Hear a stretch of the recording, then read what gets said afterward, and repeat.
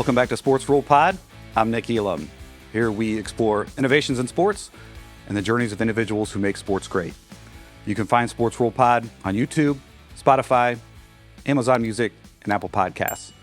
And there are many ways to engage with the podcast. You can do so at LinkedIn, X, or Instagram at Sports Rule Pod, or by email, nick.elam@sportsrulepod.com to submit your ideas for a rule change or innovation in sports. In the interview segment, we are joined by National Soccer Hall of Famer, Dr. Joe Machnik. We will discuss the many chapters of his amazing career, going all the way back to when he coached a college team to the national championship game at the age of 23. From there, we'll discuss the many ways that Dr. Machnik has contributed to the growth of U.S. soccer to where it is today, on the cusp of being a World Cup title contender, compared to where it was decades ago when Dr. Machnik was part of the coaching staff that led the U.S. soccer team to its first World Cup appearance in 40 years at the time. And then later, when he advanced to prominent administrative roles, preparing, overseeing, and evaluating soccer officials, to starting a network of developmental soccer camps, to his current role. And you might have seen him on some of the broadcasts during the 2026 World Cup as a Fox Sports soccer rules analyst. In the innovation segment, we have yet another fan-submitted idea, and keep those coming, this time for an expanded college football playoff field, and a significantly expanded college football playoff field at that.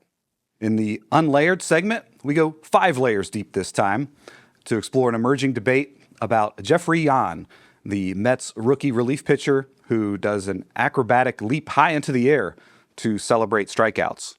And in the next to last segment, we revisit a clash of personalities and a bold act of gamesmanship from 2003 that contributed to a change in interests and habits for many all over the world that continues to this day. Let's get to it. We are so fortunate to be joined by Dr. Joe Machnik, who is the Fox Sports soccer rules analyst since 2013. You may have seen him during the 2026 World Cup out of one of many events that he has worked, and that is just one of many titles that he has held throughout his amazing career and life journey. Dr. Joe Machnik, thank you so much for joining us today. Thank you, Nick. It's really my pleasure to be on. I'm looking forward to an interesting conversation with you. My first question is, if you could attend a sporting event at any venue that is no longer open and active, where would you go? Well, to tell you, I actually have attended events in the old Madison Square Garden, the old Boston Garden, but I think I would like to have seen a game in the original Wembley, a soccer match there. Unfortunately, I did not. I did get the opportunity to be in the Olympic Stadium in Rome for our game against Italy in 1990. But, I was a hockey fan also, so the Montreal Forum and Maple Leaf Gardens would have been 2 other places. And even the Olympia in Detroit, none of those buildings, original buildings, are still there. So I would have liked to have had the opportunity to be there. Our podcast is all about learning, and so I'm curious, tell us something that you have learned recently. This could be something significant or not, career-related or not, anything that you've learned recently. Well, I'm always challenged by new assignments, and, getting to work this World Cup, obviously we had to learn, both me and Mark Clattenburg, who was the other gentleman that did rules analyzation with me on the last World Cup. We had to learn certainly the latest rules, laws of the game, so to speak, for FIFA and their interpretations, and then the many ways VAR interfered or intervened in the game itself, made for a really different experience, and we were kind of learning on the fly as it happened. So I'd like to start with the present and talk some about the 2026 World Cup, and then start back at the beginning and kind of work our way back to the present. And so when it comes to the 2026 World Cup, years from now, what do you think people should remember and will remember about that edition of the World Cup? I think most everyone would have a fond memory. In America, we got tremendous ratings 50 million people watching the games. So we're going to have a lot of people remembering the games. There were some great games. There were some interesting games. There were some games decided strangely. And there were some interesting referee decisions. But I think overall, the experience for anyone who got to be at a stadium or outside of a stadium, not even getting into the game, or watching at a viewing party, was the way in which America embraced soccer wholly for basically 6 weeks. Soccer became at the forefront of sports, and I think that's how America is going to remember it.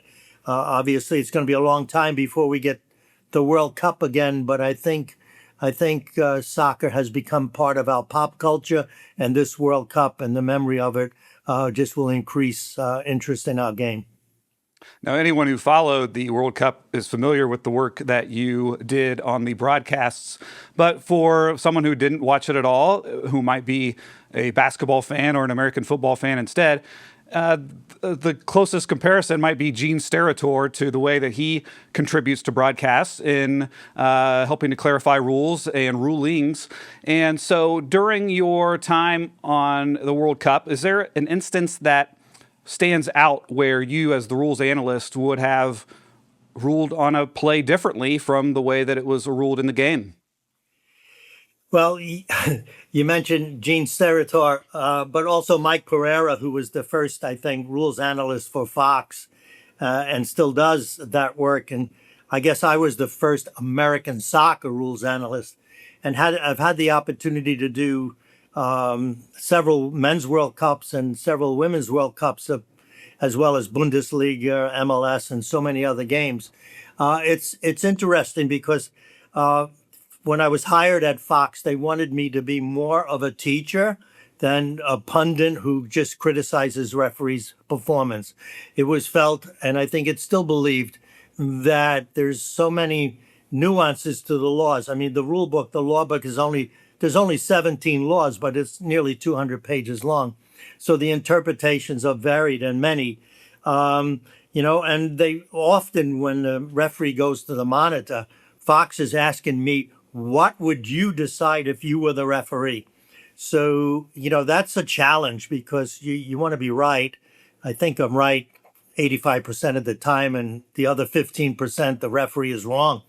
But I can remember the World Cup recently, not this past one, but the one before, when the referee went to the monitor to decide whether it was going to be a close decision on a handling against Croatia in a very important game against France. And I had to go back and see quickly in my mind how handling was handled throughout the tournament, because I'm sure the referee wanted to be consistent. So sometimes it's, educated guesswork when I'm making a decision like that or predicting the referee's outcome. But in that final, it was a final, I got it right. And I was certainly proud of that. And then, of course, there was a women's championship cup game where our American referee, Tori Penzo, was so close to the play that she didn't see a handling. And from her body language, I could tell that she didn't want to go to the monitor. But the VAR is saying in her ear, Tori, you got to look at this. You got to see it from a different angle. And of course, I could see it from a different angle, seeing what the VAR is looking at. And I knew that once she went to the monitor and came back, she was going to award a penalty kick, even though she didn't want to originally. So there's many things, to read in situations. Referee body language is even one of them, and to predict what the decision's going to be, and then to educate the public as to why the referee made that decision, as opposed to just coming out and criticizing it. You were so prolific and accomplished in the world of soccer, and specifically within the realm of soccer officiating. What percentage of the referees do you know personally or professionally that you have to comment on during the broadcast? And does that affect the way that you address their calls? Well, certainly when I was chief of referees for the Major Indoor Soccer League, I knew all of the referees who were working for us. And then a 15-year career in MLS. representing MLS as the referee department head, working with U.S. Soccer and the Canadian Soccer Association. I had to know all of the referees, and it became personal at times when I had a league point of view criticizing their calls. This World Cup, I would have to say, one of my most proud facts is that after I left MLS and worked for the organization called Pro, which now runs, organizes and manages referees in America for the professional leagues, my first assignment was to be a coach mentor, okay, for Ishmael Elfath, who refereed at this World Cup and got that really difficult semifinal and really did a fantastic job. And I was happy to put something out on social media before the game because I knew he would be great. Before the game, how I mentored him in his first year at MLS. So sometimes, right now, I'm not, I don't have familiarity or personal relationships with many of the referees who work the World Cup because they come from all over the world. But the U.S. contingency that gets assigned to the World Cup, I do know personally. When someone is critical of the analysis that you offer on the air, do you ever hear from someone directly about that? And if so, who is it and how do those conversations go? I'm sure everyone on the call or on this podcast knows about social media. And, I'm on all of the platforms and they light up. And I tell you, one of the early decisions in this World Cup, which caught me by surprise, there was a penalty kick decision, okay? And it was 100% for me a penalty. It happened near the outside of the penalty area, and the player who got fouled fell really deep into the area, almost on the penalty spot. So we're looking at quite a big distance. So it never occurred to me whether to look to see if the foul was inside or outside the penalty area. And whether the penalty kick would be awarded or a free kick outside, which would then have meant a red card to the opponent. So I was at the moment talking about the wrong thing, not the decision. I was analyzing the decision, not where the decision took place. And social media lit up and someone even wrote, "Is Dr. Joe even watching the games?" So stuff happens and you roll with it. And some of that unofficial outreach, no one holds back when they reach out and through those avenues. Sometimes, I guess I was wondering whether you ever heard from someone in an official role, whether they were the referee themselves or possibly a representative from a governing body, voicing their opinion about your analysis. Well, typically, when you say something positive, I think it was the opening game of the Women's World Cup in Vancouver, where the game was decided on a last-minute call in favor of Canada, and Canada being the host. And there was this whole thing about host nations getting the benefit of referee decisions, and the penalty kick was scored. The final score was 1-0. And there was controversy about the decision. And I came on the air and said it was pushing, it was holding, it was tripping, it was inside the area, and it was all of these things. And I did get some positive even from the head of the Canadian Federation thanking me for explaining that the penalty kick was real and defending the fact that Canada didn't get a benefit of a call because they were the host. Who is the best referee in the world, and what makes him or her so good? Well, arguably, Pierre Collina, the Italian referee who now heads Pierluigi Collina. He now heads FIFA World Cup. He's arguably the best referee of the world, and all of the referees look up to him as a mentor. In today's environment, you're only as good as the game you're refereeing. So you have some top referees who, like even in the World Cup, situations happen and, they need to go to VAR or they miss something here or there. So it's hard to say today who's the best referee in the world, but the referee who represents France is one of the best. And Ishmael Elfath, our USA rep, I would have to say that if he didn't get the semifinal, he might have had the final. I'm here with Dr. Joe Machnik, and speaking about the most beloved sport in the history of the world, and with someone who knows the rules of that beloved sport better than anyone. What rule in soccer would you change if you could?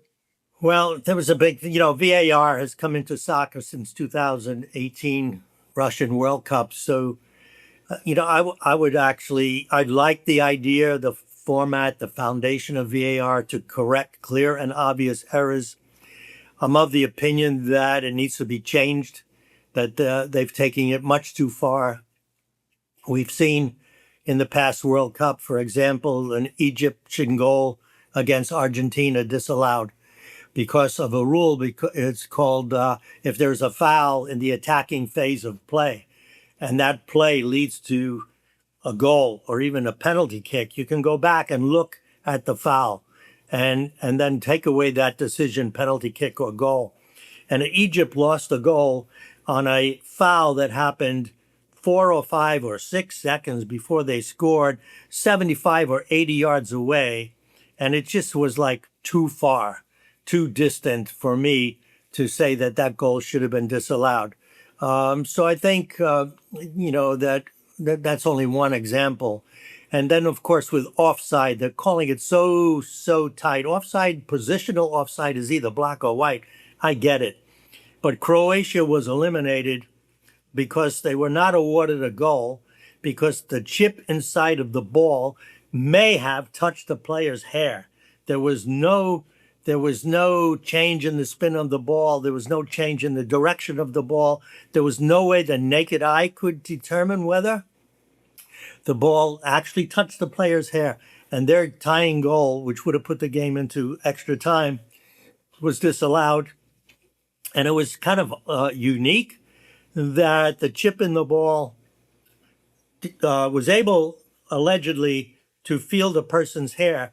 But yet when the ball allegedly hit the overhead camera in a different game, changed direction and changed spin, the chip in the ball did not record that. So it leads to a lot of conspiracy theory, which I don't think we need in the game because the game has enough mystery in and of itself already.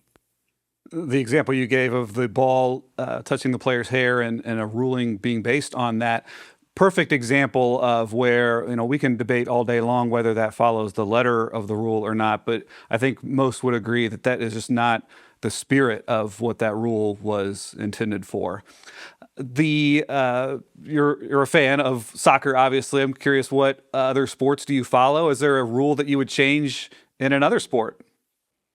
Well, I guess my two other favorite sports are hockey. I grew up in New York City when the NHL was a 6-team league, and you could get into Madison Square Garden, the old Garden, with a high school ID card, and you could get into the game for 40 cents.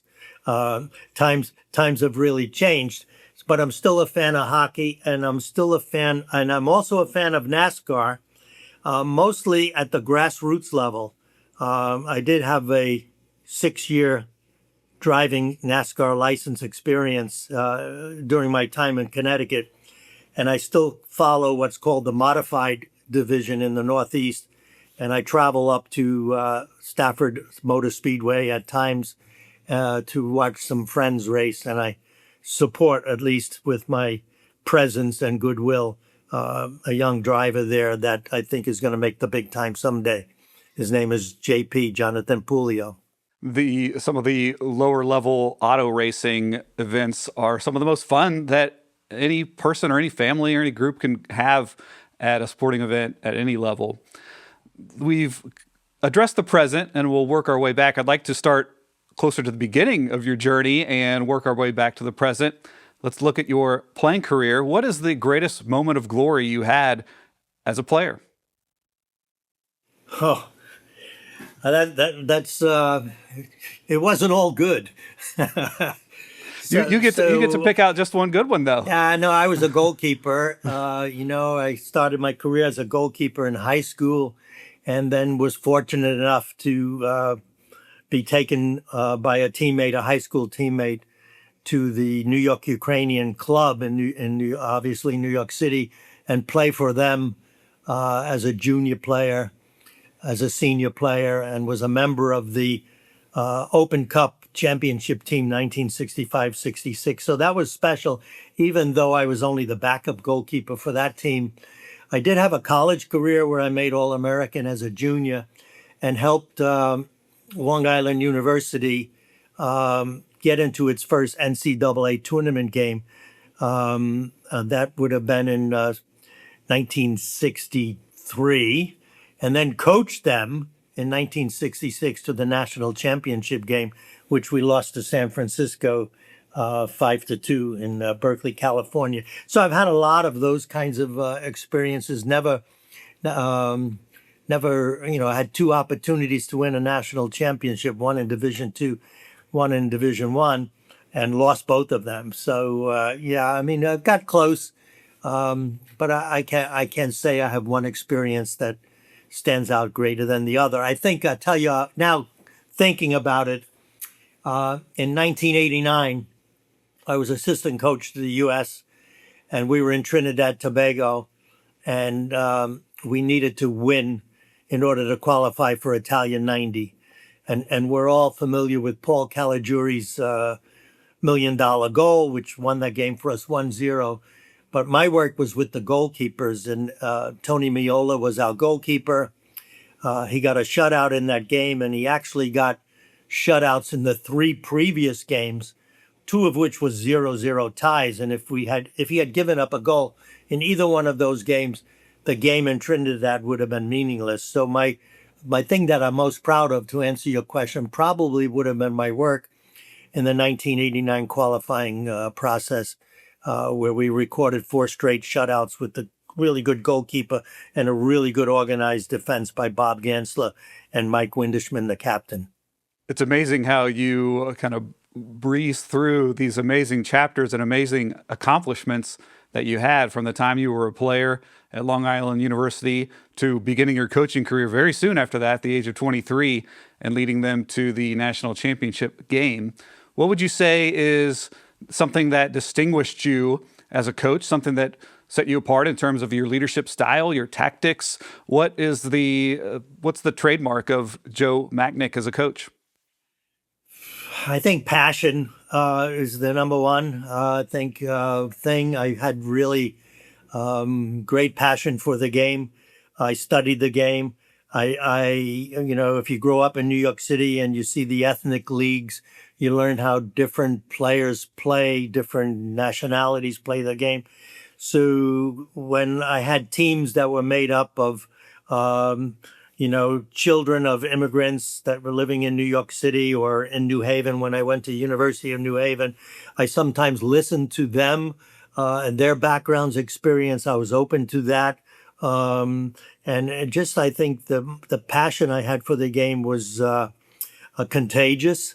And I was fortunate enough to have players who could lead on the field. At LIU, it was Carlo Tramontosi and Dov Marcus. At New Haven, it was John Kowalski, who became a really successful coach in his day, Roberto Taylor, Chris Furman, Neville Brown, and others. I mean, so I don't know that there's a single trait. So those opportunities at Long Island University, where you coached them to the Division I national championship game, and then later at University of New Haven, you coached them to the Division II national championship game. And then later on, as you mentioned, you had the opportunity to serve as an assistant coach on the 1990 U.S. men's national team, making their first appearance in the World Cup for 40 years at that point. How did that opportunity with the national team come to be?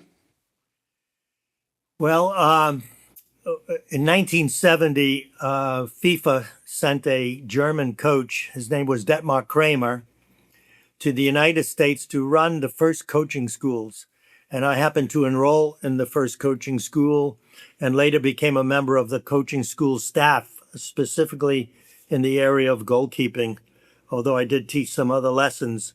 So I was embedded in U.S. soccer, doing clinics across the country and teaching in their coaching schools. And I also, at the same time, was refereeing or chief of referees of the indoor league, Major Indoor Soccer League. And FIFA wanted to start a world championship for five-a-side football, indoor soccer. And John Kowalski, who I previously mentioned, played for me at New Haven. He was coach of the Pittsburgh Spirit, a very successful team in MISL. And he was named five-a-side national team coach. And he asked me to be his assistant. And in the first five-a-side world championship, 89, we had some players who played on the 88 Olympic team, and we brought them to the five-a-side team, and we won the bronze gold medal, which is the first medal won by a men's national team, international medal in U.S. soccer history. I know our national team finished third in 1930, but there were no medals given then, so it's a little bit unfair. But the job that I did with helping John with the five-a-side was noticed by Walter Chisowitz, who was technical director of U.S. soccer at the time, who played for the New York Ukrainians, and I had a lifelong friendship, and he was one of my mentors. He appointed me to be assistant coach to Bob Gansler when Gansler took over the national team to qualify for the World Cup 1990. So back then, it was just me and Bob, a trainer, a doctor. It was a little bit different than what we have today. When you see the national team, then it looks like they have 5, 6, 7 assistant coaches, a whole medical staff, massage therapist, dietitian, psychologist, and you could see at the end of the game, they must have a staff of 25 or 30 to support the team. Back in 89, 90, Bob and I, and then when we qualified for the World Cup, Ralph Perez joined us. We were quite thin, but it was quite an experience. And through that experience of coaching with the U.S. men's national team, what individual did you learn the most from, whether it was a player or a coach or someone else? Well, my three mentors, which stick with me. Certainly, my college coach, who had the faith in me. His name was Gary Rosenthal. To give me his team in 1966, when he was named dean of students. And then I mentioned Walter Chisowitz, who mentored me throughout so many things, was responsible for me getting the job as referee-in-chief of the indoor, and then the 2 appointments to the national team staff. Bob Gansler, certainly, but then a gentleman, his name is Earl Foreman, was the commissioner of the indoor league. And I learned so much about professional soccer management and leagues. Earl owned one of the teams in the original NPSL, but he was part owner of the Washington Redskins. He owned the Virginia Squires of the ABA with Dr. J playing basketball, Julius Irving. And I virtually lived with him for 5 years. We had an apartment in Philadelphia where the league office was. And that's where I learned so much about management of leagues. And that led to my, being hired at MLS. So those were my 3 mentors, and the gentleman who I am most thankful for. You helped to bring the U.S. men's national team to unprecedented heights at that point with the 1990 World Cup appearance. Forgive me for bringing up what is likely a sore subject. Why did you not have an opportunity to coach with the 1994 team, and how did you find out that you would not have that opportunity? Well, that's a really interesting question, because there was, at that time, 1990, an election at U.S. Soccer. Werner Fricke was the president of U.S. Soccer, and there was, and Walter Chisowitz was close to him, and I was close to Werner. When Bob Gansler was not appointed to continue as coach, and that was a bit unfair too, because in the fact that we brought to Italy in 1990 a team, we had no pro league at the time. We brought a team of college players, semi-pro players, and indoor players to play in the World Cup, and we did not get out of the group. We lost the first game to Czechoslovakia 5-2. We rebounded and played a great game against Italy in front of 90,000 people, losing 1-0 in the Olympic Stadium, and then lost a close match to Austria 2-1. And it was a bit unfair. I think the media expected us to do more. And maybe there were a couple players we could have added to the team, but it was the decision to go with the players who brought us to the dance, who qualified, for 1990. But the country, with 94 being in the future, wanted more. When Gansler was let go, they asked John Kowalski and I to have the team in the interim. And we did play, I think, 5 games, including 2 in Korea. And then there was Bora Milutinovic was hired as the coach. And he had his own goalkeeper coach, Milutin Skocic, and I believe how you pronounce his last name. And so my time as the assistant coach at the national team ended. Throughout these amazing experiences, you, oh, by the way, earned a PhD in Parks, Recreation, and Leisure Studies from the University of Utah. Tell us about your dissertation work. Well, if you were in college sports, especially soccer, at the time that I was, first of all, there were very few full-time college soccer coaches in the 60s and early 70s. In fact, at LIU, I was not only soccer coach, but I was director of intramurals and associate professor in physical education. When I went to New Haven, in order to get a full-time position there, I had to coach. They offered me, you could be sports information director, intramural director, or you could coach ice hockey. So I actually coached ice hockey for 3 years. But in order to really have a full-time job, you wanted to be part of a faculty and gain tenure. So you don't get tenure at a university without an advanced degree, be it a PhD or an EDD. So that was the motivation for me. I already had 26 credits at NYU when I was living in New York.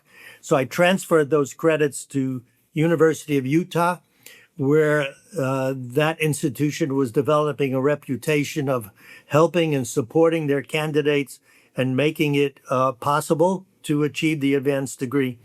So I was there for 2 summers and a 9-month residency, and I wrote a dissertation called Recreation in Planned Retirement Villages, which I think was well ahead of its time in 1973. It actually got published in a couple magazines and stuff. But when I got back to the university, where I owed them a year because I was on sabbatical, the athletic directorship opened up, and I applied and got that job, and never really used my advanced degree except being called by the nickname Dr. Joe. Hey, that's okay. And that's such a cool research topic. I'd love to read your dissertation sometime. Thank you. Now, in the midst of all this, in your coaching stints, after your time coaching at the college level, but before joining the U.S. men's national team in the late 1980s, during that time, you started a chapter of your career as a referee, refereeing at the collegiate and the international level. What made you choose that route? In college, I was a physical education major at LIU, and part of that course of study is to learn a little bit about every sport, but also to officiate. So, I could officiate not well, I think, basketball, football, volleyball for sure, soccer, which was my sport. And I enjoyed that role. So even while I was a college player, I was officiating junior games and games in New York City in the so-called PSAL, the Public School Athletic League, and it was fun. It was extension of your playing career in some ways. And I was a goalkeeper, as I mentioned. So as a goalkeeper, you're out there by yourself, and you can't make a mistake. One mistake means you could lose the game. The same pressure is on you as a referee in soccer. It's a one-goal game. You make a mistake, you could cost the team the game, and you're out there by yourself. I just loved officiating. I thought it was fun. Obviously, as a college student or as a young married, it was another income source. I became, I guess, good at it. And when the indoor league started, because of my knowledge of hockey, the hockey rules, and we were playing in a hockey arena, and they wanted time penalties. They wanted substitution on the fly, all of these things that I was familiar with. So that's how I got the job of referee in chief of the indoor league, and I refereed the first game. Pete Rose kicked out the first ball. He was part owner of the Cincinnati Kids. I refereed the first two All-Star games, and I refereed the All-Star game in Madison Square Garden, which was obviously a big thrill coming from New York City. And I just continued my refereeing career, but also for the indoor league, I organized probably what the first professional group of referees specifically for that sport. Refereeing in soccer was always a part-time, almost hobby. But we made it full-time for a half a dozen referees in the indoor league who concentrated on that sport. They knew the players knew them, and they made the game flow. Later, and now, I mean, refereeing has become full-time outdoors, and referees, make a considerable amount of money if they're the best in their trade. I never really made it as an international referee outdoor. I was a national referee for U.S. Soccer. I did some Open Cup games, but my experience on the field or on the floor was mostly in the indoor game. Well, I love that comparison of the pressure of a goalkeeper and the pressure of being a referee. And as someone who grew up in the Cincinnati area that Pete Rose mentioned hits home, what was your greatest strength? What made you good as a soccer referee? And was there one area that you always wished you could have improved? Well, I think what made me different was that, I had a already playing background. I had an already coaching background. So I knew what was expected from a player's point of view and a coach's point of view, which may be a little bit different than a referee who went into the game, and was kind of like by the book. I was, I don't want to say a player's referee, but I was a game. I made the game work. So I facilitated, game flow. I made for action. I understood what was a real foul. I could read, I don't want to say I could read players' minds, but through their body language, I could read to some extent intent. So it made me, it made me a better referee, and especially in college. When I was living in Connecticut, there's 82 colleges in New England. I don't know how many, but one year I did 52 college games, but never refereed two games in the same day. In 1988, I got the chance to referee the NCAA final, Division I, between Howard and Indiana. And in that game, I gave a penalty kick. And it was somewhat controversial. Certainly there was no VAR, but the penalty kick, and you could look it up on YouTube, the player was actually had his back to goal and was in possession of the ball, got fouled from behind and on leaving the penalty area, right? But it was still a foul. It was still inside the penalty area. But back in those days, 1988, it was an unusual penalty kick for those reasons I described. And the game was televised, but on tape delay, like a month later on ESPN. So I had to wait a month. You weren't given you weren't given the tape after the game or anything like that. So I had to wait a month to see what was the announcer said. And Seamus Mallon was doing a color commentator, and he says, "Well, that's a harsh call or something like you said." And then they showed the replay, and then he said, "Yeah, but he really got him." So it was fun, but it was a month of anxiety for me waiting to see what the opinion was of the color commentator on national TV. Sure, yeah, that was a month of suspense, but it sounds like it turned out well. We're here with Dr. Joe Machnik, and I know some about sports, but one thing I don't know much about are the dynamics of a soccer officiating crew. How much rapport is actually needed between the referee and the assistant referees or lines people? And if there is a rapport that's needed, what did you look for in your assistant referees to have that good rapport? Well, in modern day soccer, in big time soccer, international soccer, World Cup tournaments, Olympic, even MLS and the Women's Pro League, the game is now refereed by teams. So the referee has the same assistant referees throughout the season, or that's the intention, so that they all prepare the same way. Their pregame meal and the pregame study of videotape and whatever, they're all on the same page. Even the VAR is part of the referee team. And in the VAR room, the referees that are there are in uniform. So to make them feel, part of the game. And they typically are from the same country or speak the same language or look at the game in the same way. When I was refereeing, sometimes you were out there by yourself and you didn't even have assistants. So you were judging, offside. I mean, you had to run like crazy to be in position to even make a accurate determination on offside. But you never got the chance to work with the same assistants, and it was always an adventure. And so it's come a long way now that refereeing at the highest level is done by teams. When you started your officiating chapter of your career, did you have any idea that would grow into the greater administrative type roles and titles that you would have after that? Well, no, you never know.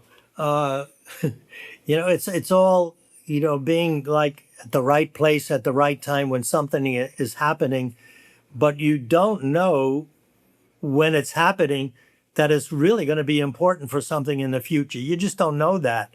So like we're looking back 50 years or 7 decades or whatever, and you don't know at the time who's watching or what impact you have on someone else's life or someone else's memory, and how that comes around again to to help you in another situation. For example, everyone should know the referee Essie Bahamas. He was probably the most famous referee.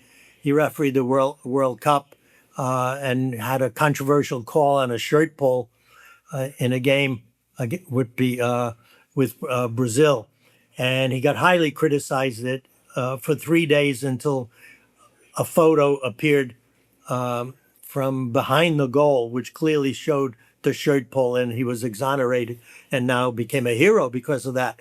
And he's a leader in U.S. soccer referee. And so I actually refereed with him his first professional game indoor when he was a kid. And when I was being interviewed for MLS, this is how it works. So Essie was working then indoor and I knew him. But when I got to be interviewed for MLS, part of my interview was to go to a game. And it just so happened that Essie was refereeing that game. And there was controversy at the end regarding the shootout, which MLS had at the time. And it got all messed up, whether the shooter had to shoot in order or whatever. So walking in back to our cars, Bill Sage, who interviewed me, we're walking past the referee's locker room. Essie comes out by chance and says he sees me and says, "Please help us." And then I got the job because the Bill Sage recognized, hey, the referees saw in me perhaps somebody that could help lead them for the next 15 years. And yes, you would grow into these really impressive and important administrative positions and titles. If you could, again, can you recap just the list of some of these titles that you held come on. and the organizations you worked for? Just maybe the top three that you had? Well, I mean, there was the college part of my life at LIU and New Haven. I also started the women's program at New Haven on a second stint that I worked there in the early 90s.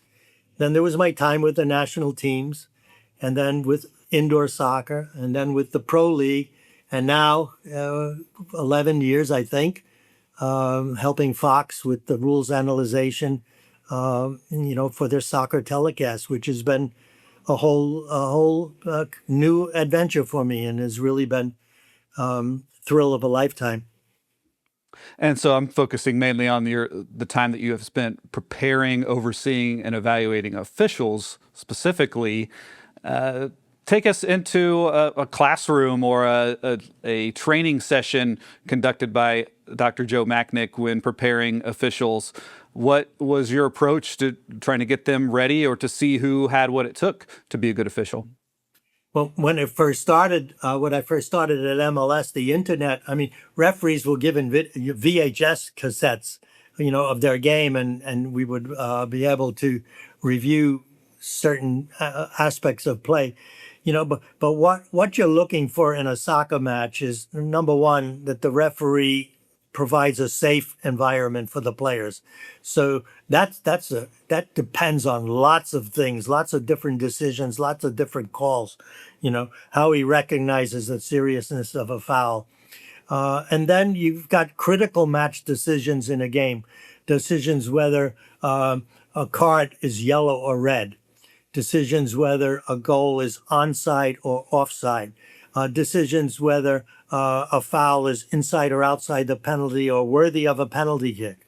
And lastly, goal line decisions, which we've solved that problem now with goal line technology. So you want those four elements, getting the game to be played in a safe environment for the players, and then making sure those 3 or 4 critical areas are performed correctly. So in a classroom situation, we would be looking at video of those areas. How did the referee keep control or lose control?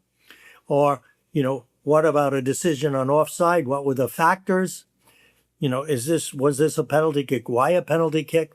I mean, I had a call, I think my most recent decision, my last call for Fox in the World Cup, there was whether Mbappe deserved a penalty kick going into the penalty area.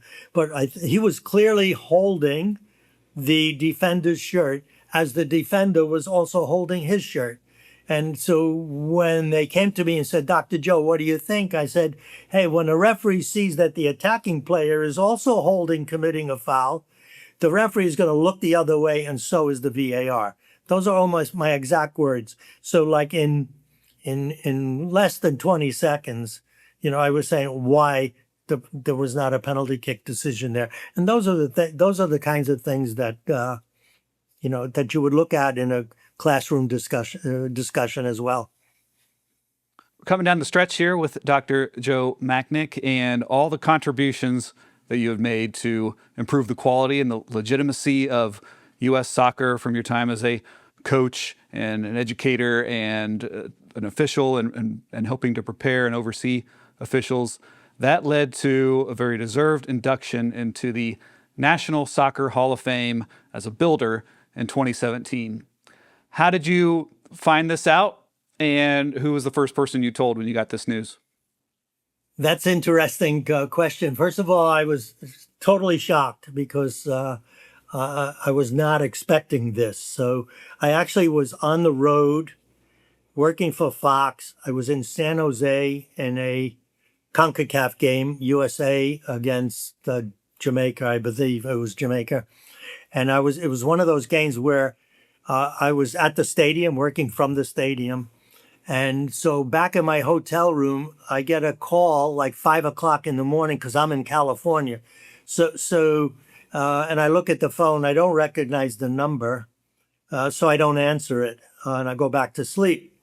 And then the same number calls me later, maybe around 8 o'clock my time, and then leaves a message and says, "This is Hank Steinbrecher. I have something important to tell you." Still, I have no idea, anything about the Hall of Fame. I don't even know I'm being considered, at this particular time. So then either I called Hank back, or he called me a third time and he told me that I was inducted into the Hall of Fame. And it just so happened we had a Fox dinner that night in preparation for the game, or maybe it was after the game. And I announced it at that Fox dinner before even telling my wife. And so, I kind of like bounced my fork on a glass like they would do on a Polish wedding when you're one of the couples to kiss. And then I made the announcement. I got a nice round of applause.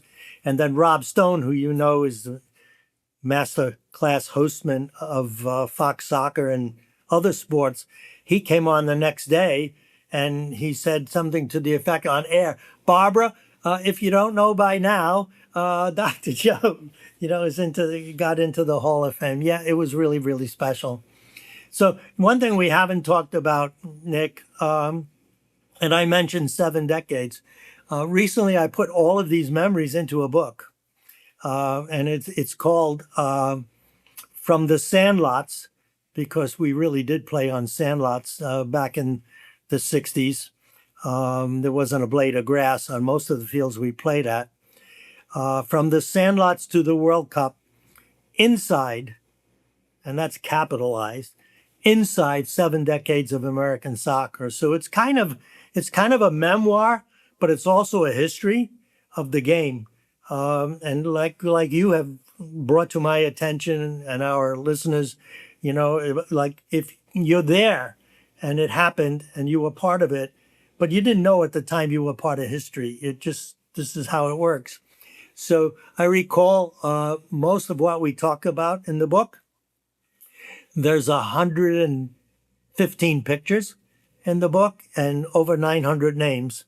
And it's available on Amazon.com and it's doing very well. And I'm really happy about it. It's got really good reviews too.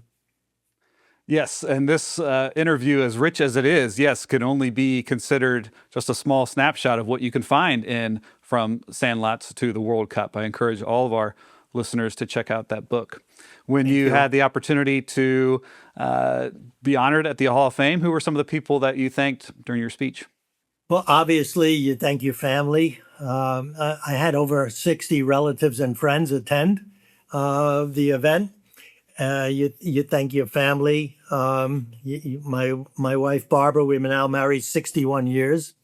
And without her, none of it takes place because she set the environment for it to take place. She's the motivation, to sacrifice our time together for the amount that I've been on the road. But also, like when we started number 1 goalkeepers camp, she was the organizer, the administrator, everything. I took care of stuff on the field and hired the staff, but she did everything else. And to this day, she's my, number 1 fan and best friend.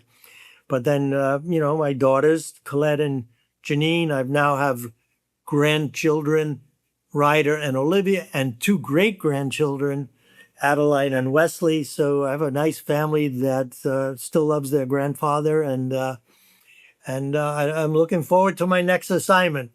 Don't know what it will be, but I have like this, what we're doing today. This is an assignment, and it's I appreciate this opportunity to look back at the different things that have made my life interesting.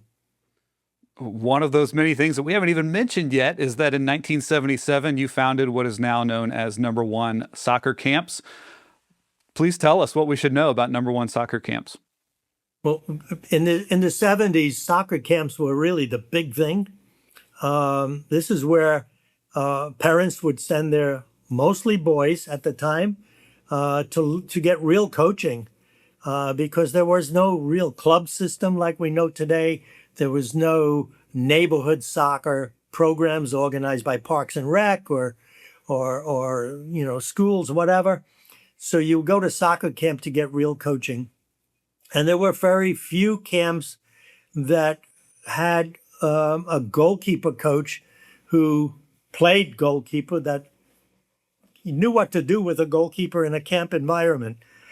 When I started the goalkeeping camp, people would say to me, "That's crazy. What are you going to do for a week?" This is like residential camps. I mean, all goalkeepers do is stand on the line and stop shots. So I developed from the coaching schools, a whole curriculum based on the physical aspect, the psychological aspect, the tactical aspect, the motivation, everything, leadership, and put together a program for goalkeepers. So in that first summer, 1977, we had 39 goalkeepers, all boys, from 13 states. We evidently did a good job, because the second summer we had 200 goalkeepers from 39 states, mostly all boys. And then, of course, when our women's national team started to have that success and girls and women started to play, we would get female goalkeepers come to camp. And then later we learned that, we were teaching mostly technical things, how to do things, and we needed to have field players to create situations where the goalkeepers, because back then goalkeepers couldn't play. They could they didn't have the field playing skills or even the understanding. They were really just shot stoppers. But we needed to create situations where they could read the game, read 2v1, 3v1, and we couldn't do that with other goalkeepers. So we brought in field players, we created a striker program, changed the name of the camp to Number One Soccer Camps, and it became a big deal for many, many years. We produced quite a few outstanding goalkeepers. At one time we had 5 starting MLS goalkeepers graduated as campers from the camp. Let me think if I can remember. Matt Reese was in New England. Joe Cannon was in San Jose. Nick Raimondo was in Columbus. Kevin Hartman was in L.A. And there's one other. I know there's 5. Yeah. My final question for you. You have such a passion for U.S. soccer. You've done so much to grow it to where it is today. When do you believe U.S. men's soccer will reach the top of the mountain? What will be the difference in getting them there? And what is the mountain? Is it winning the World Cup or is it something different? What a question. You could ask that question to all the current leaders of U.S. soccer, and I think, as well as media, and I think everybody might come up with a different answer. Number one, I think our pro league, both on the men's and women's, has made it. There was a time where different attempts at professional soccer failed. The NASL, the MISL, the original women's leagues. So our pro leagues certainly have made it. There was real hope that because we were hosting the World Cup and we would get the crowd behind us, which we did, that we would advance out of the round of 16. The whole unfortunate scenario where, for whatever reason, we came out flat against Belgium and did not play up to expectations, losing badly, 4-1. So we did not meet, I would think, our expectations for this World Cup. Today it was announced, or yesterday, that Coach Pochettino will be hired through the next World Cup. The goal has to be more than just getting out of the round of 16, because we want that. We want to bring our country to the next level. We're competitive in CONCACAF. There's no doubt about that. we should qualify every time now, especially with the expansion of number of teams, should qualify for the World Cup, no problem. But we need to do the barometer.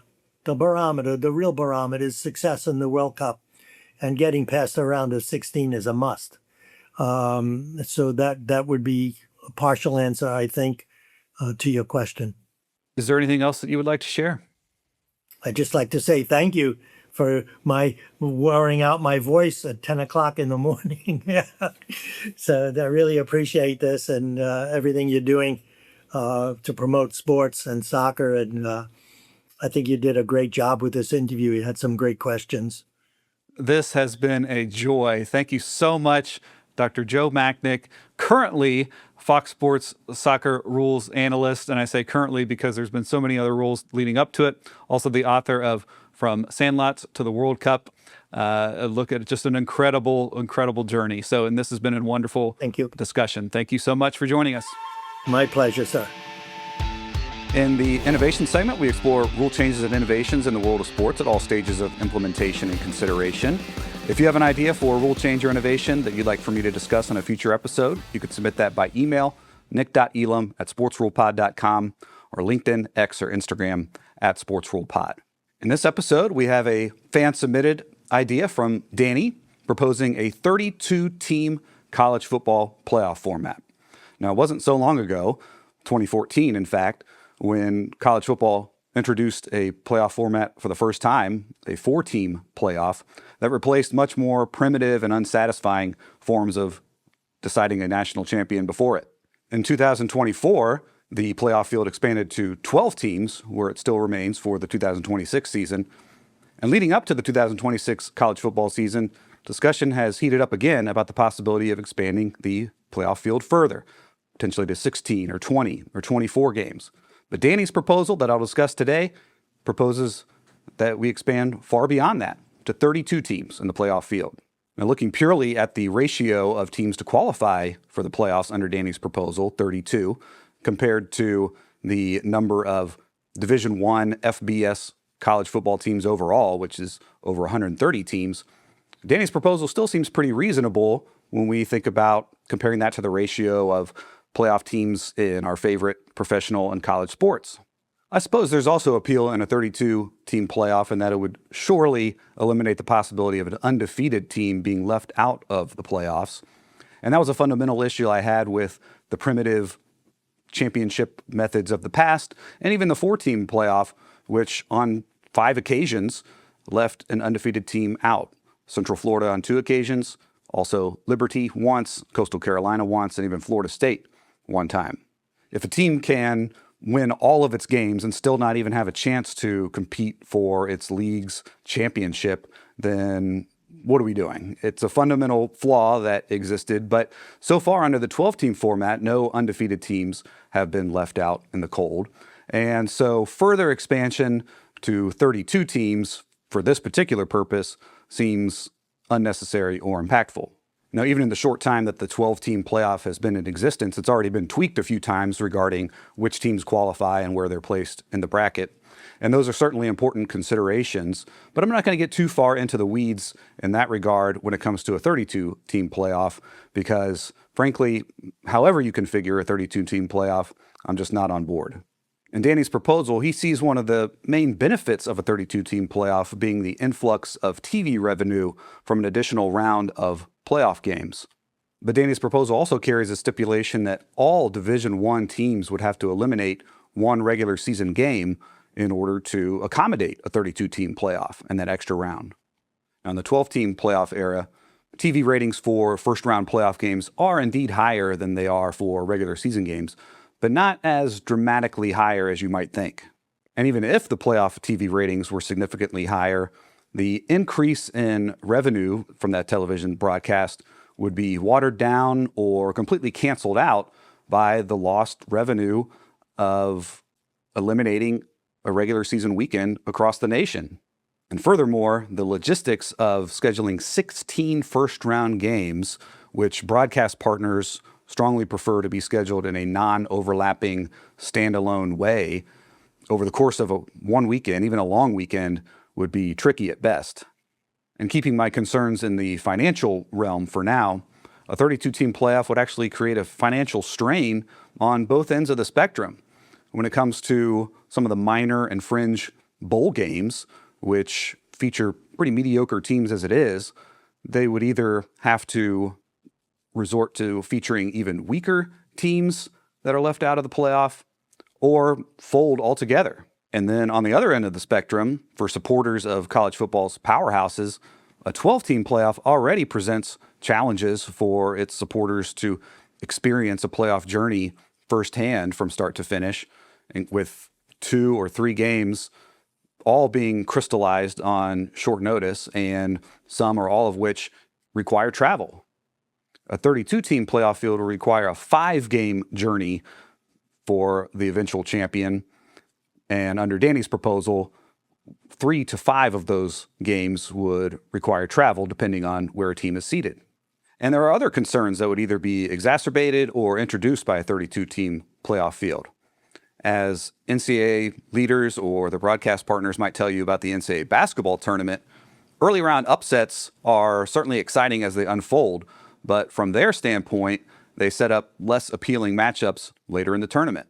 So with a 32-team football playoff format, we would either get no early round upsets, making the whole early rounds feeling very perfunctory, or we would get those types of early round matchups that make it less and less likely that we would ever see the best versus the best in the playoff when it matters most. And an old familiar concern would also carry over to an extent to a 32-team playoff, that of the first team out. And just as a number 3 team felt aggrieved when they were left out of the more primitive championship methods, and the number 5 team felt left out and had an argument when being left out of the 4-team playoff, and team number 13 feels aggrieved when they're left out of the 12-team playoff, still you can bet that team number 33 would complain if they were left out of a 32-team playoff format. And a newer concern that could potentially get really messy is that of star players opting out of playing in the playoff. As it stands, when a player has the potential to transfer or potentially has a lucrative NFL career in their future, we're no longer surprised if that player opts out of a minor bowl game. So for star players who are on teams that just sneak into a 32-team playoff, or star players on the top teams who are expecting to embark on a 5-game journey through the playoff bracket, it might become commonplace for college football's marquee players to not be present during college football's marquee games under a 32-game playoff format. So I do feel strongly that a 32-team playoff field would have a net negative effect on the sport of college football. And for that reason, I will give it a negative rating on the good idea scale. But a 32-team playoff might still actually be better than the primitive ways of determining a champion that were in place long before 2014. And so for that reason, I'll go easy and just give the 32-team playoff a -6 rating on the -10 to +10 good idea scale. There are no tweaks that would lead me to give a 32-team playoff format a positive rating, but there are some adjustments or considerations that could be made that would make it a little bit better. One of those being if there was a change in the proposal where instead of eliminating 1 week of the regular season for all teams in the nation, instead eliminating conference championship games, which with such a large playoff field would be all but useless or meaningless at that point, that would be an improvement. If a 32-team playoff field somehow rewarded tougher regular season scheduling, non-conference scheduling, which maybe it would, maybe it wouldn't, that of course would be better.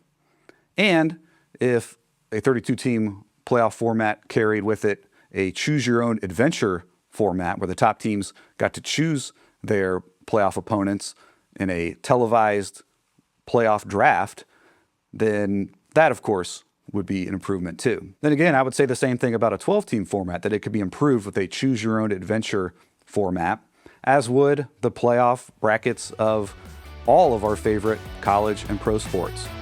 Maybe one day. This is the Unlayered segment, inspired by a hope to have more thoughtful, civil, and fruitful debates and discussions. And the focus isn't to share my own opinions, but instead to take a tongue-in-cheek look at the way certain topics are presented and debated in sports media. In this episode, the Unlayered segment pertains to Jefry Yan and the way he celebrates strikeouts. Yan is a reliever for the New York Mets, a left-hander who can throw upwards of 100 miles an hour, who made his major league debut in August of 2026. At the time of his call-up, Yan was already 29 years old, much older than a typical rookie, after having bounced around several seasons in several organizations in the minors and also playing in Japan and his native Dominican Republic before finally getting the call to the big leagues. So to this point, one major theme of Yan's career has been one of starting over again and again and transition from one stop to the next. But one constant that has carried through all those different stops and continues even to the major leagues is the way that Jefry Yan celebrates strikeouts, leaping high into the air and doing the splits. Now, as of this recording, there's no StatCast data on how high Jefry Yan can jump, although I'm sure it's just a matter of time before we see that. But it really is quite impressive. Yan can jump from a standstill position and jump so high that it appears that no part of his body is within 3 or 4 feet of the ground. The substance, the exuberance, the spontaneity of celebrations has been a topic of debate and discussion for many years, especially in baseball, and there's no exception in Jefry Yan's case. In a game at Cleveland, where Yan celebrated a strikeout of a Guardians batter with his trademark leap, Cleveland fans reacted by booing him. Now, I saw an article documenting the incident and then also sharing Yan's post-game comments where he essentially says and invites fans to boo as much as they want, and that he has no intention of changing his strikeout celebration. But just keep in mind, if you have a stance on the article, what you really have is your stance on the writer's portrayal of Jefry Yan's post-game comments about the Cleveland Guardians fans reacting by booing to Jefry Yan's reaction to striking out a batter by celebrating with his leap, which in itself is related to a whole other fundamental topic or base layer, that being what is acceptable or unacceptable about celebrations, particularly of a major league pitcher. Now, it's become fashionable to mock anyone who raises an eyebrow over any sort of celebration in sports, but I think that oversimplifies the matter.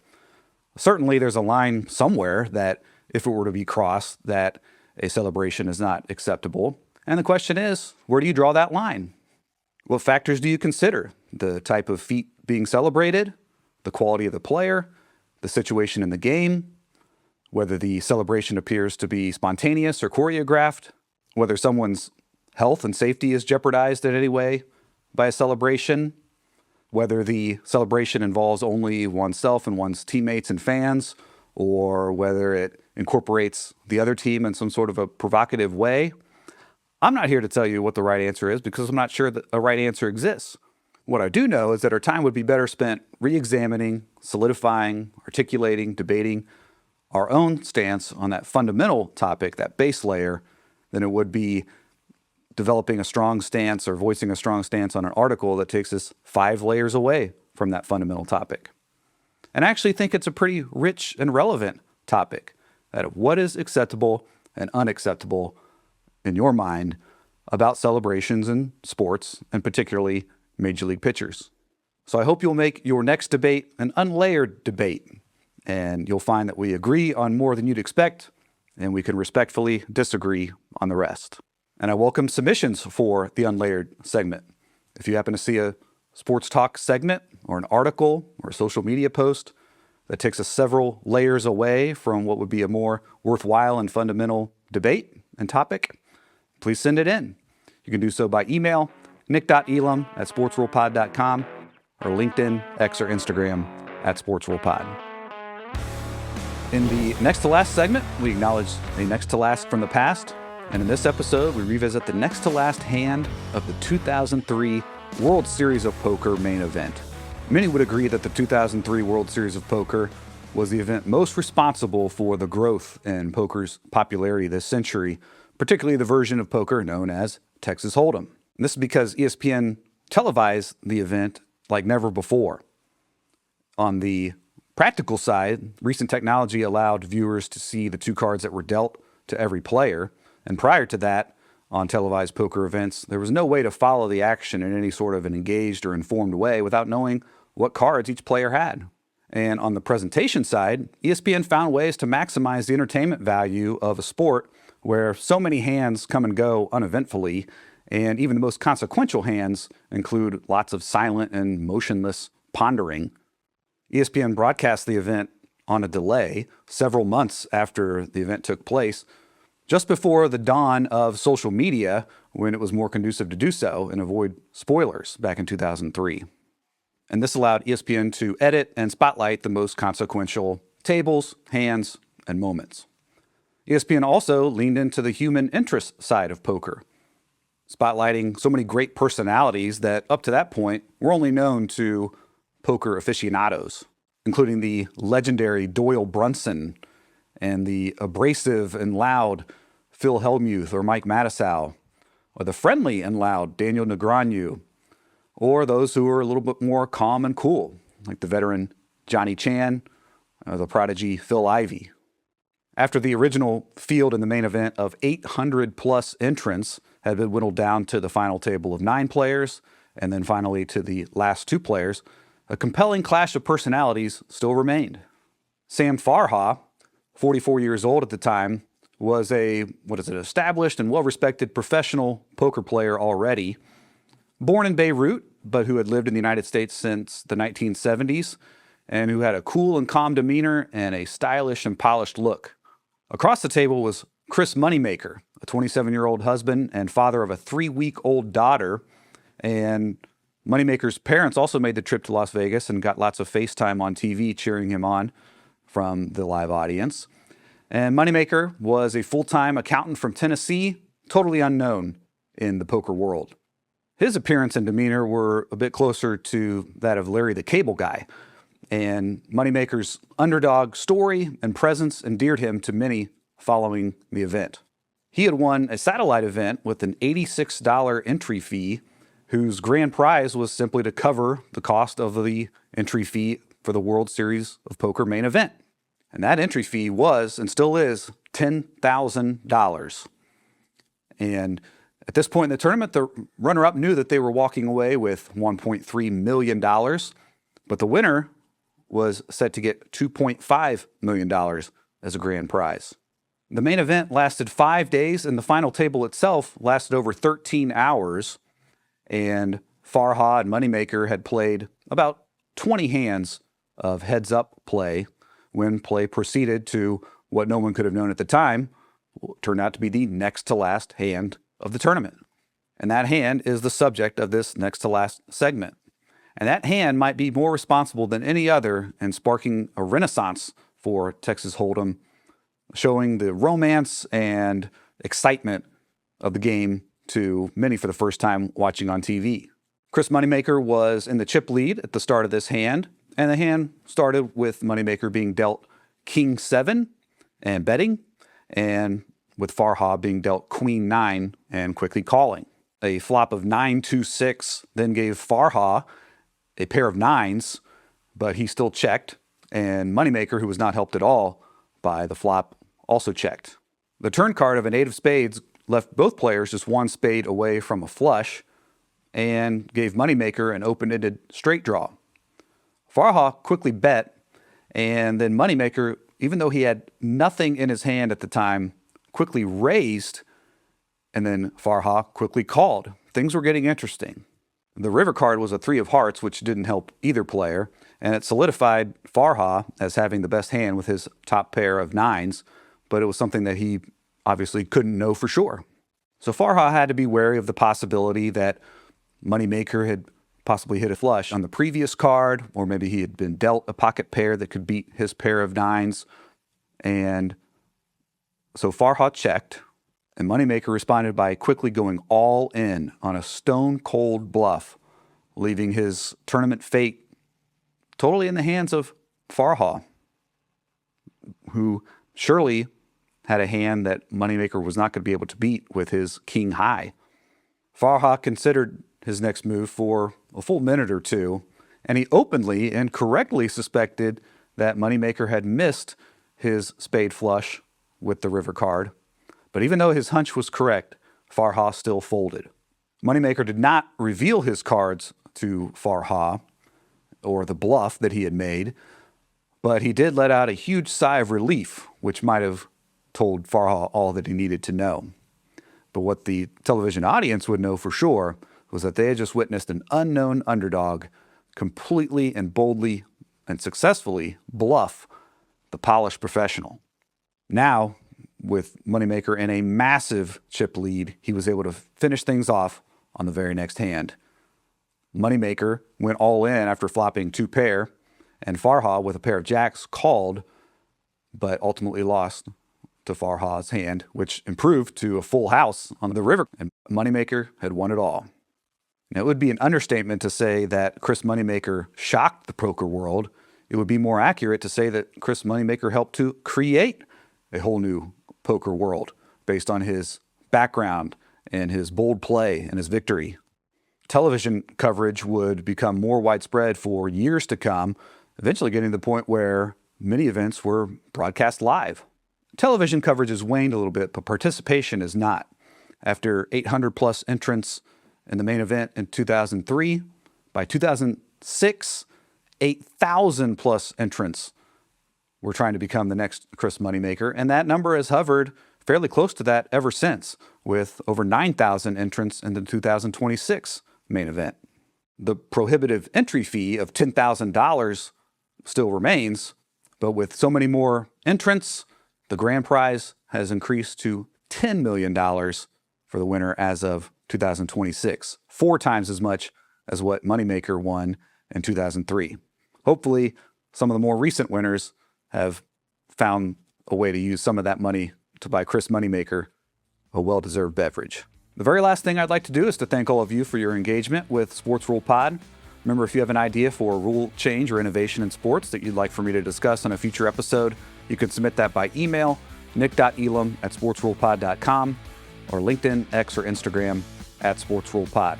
And that's also where you could submit ideas for the unlayered segment and the next to last segment.